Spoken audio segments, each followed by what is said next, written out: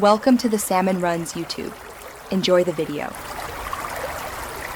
You start by choosing dub versus sub because comprehension affects your pace and humor.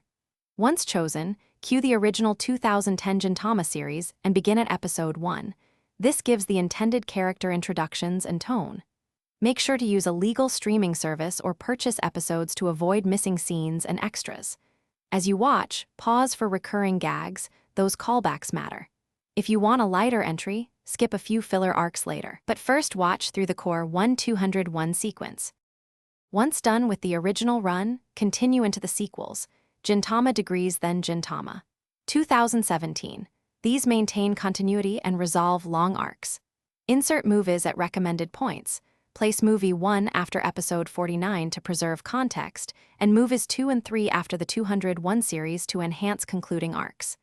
Make sure to watch major story arcs, Benizakura, Shinsengumi Crisis, and Farewell, My Beloved, consecutively so character growth and plot beats land correct. To finish, watch the semi-final and final chapters in their release order to get closure on long-running plots and punchlines.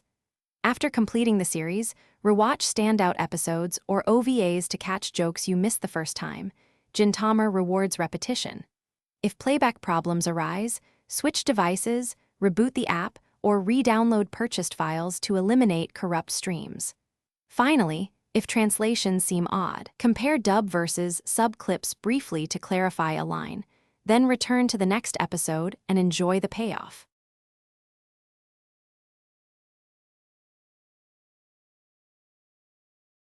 Thanks for watching.